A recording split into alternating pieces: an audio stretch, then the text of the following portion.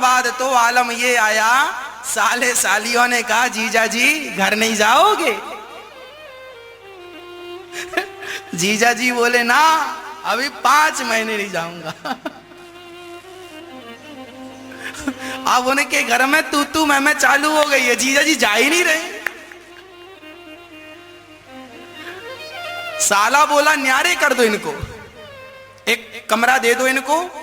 तो साली ने कहा कमरा कहां से दे दें, घर छोटा है, हमारा कमरा हम नहीं देंगे। तो कहा, बोले इनका सामान आंगन में रख दो।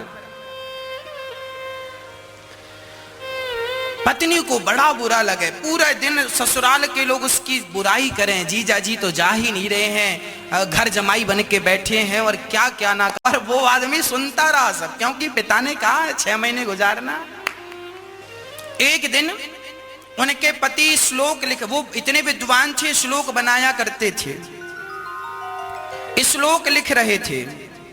पत्नी ने कहा क्या कर रहे हो?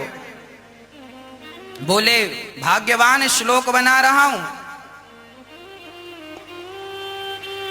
अच्छा श्लोक बना रहे हैं, मत बनाओ, इन श्लोकों का कोई अर्थ नहीं है, इसकी कोई कीमत नहीं है। उन्होंने कहा देवी ऐसा ना कहो, मेरा एक श्लोक 1 लाख रुपए का है। अच्छा विश्वास ना हो तो ले बेच कर आ जा। पत्नी बेचने गई, श्लोक बाजार लगी, सबने सामान रखा बेचने के लिए, इसने अपना भोजपत्र में श्लोक रखा। अब सब आए, पूछे ये क्या है? बोले श्लोक। बोले कीमत 1 लाख। सारा सामान बिक गया बाजार का, पर श्लोक का कोई ग्राहक नहीं आया। तभी राजा आया और राजा का नियम था, बाजार में जो सामान नहीं बिकता था उसे राजा खरीद लेता था। राजा ने कहा देवी ये क्या है? बोले श्लोक मेरे पति ने लिखा है। क्या कीमत है? बोले 1 लाख रुपए। अब राजा दंग रह गए, 1 लाख स्वर्ण मुद्राएं। पर राजा वचनबद्ध था कि जो सामान नहीं बिकेगा वो खरीदेगा, नहीं खरीदता तो राजा की थू-थू हो जाएगी समाज में। राजा ने खरीद लिया।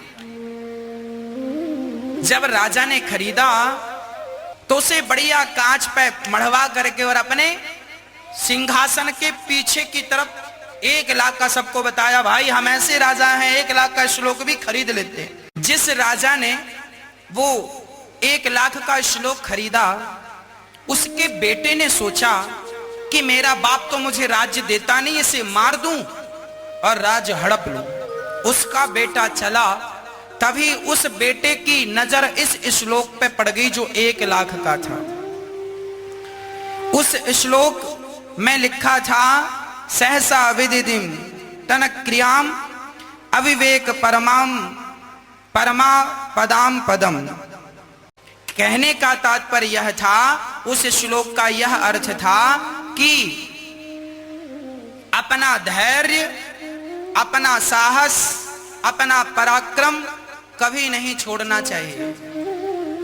अपनी ईमानदारी, अपनी सहजता, अपनी सरलता कभी नहीं छोड़नी चाहिए।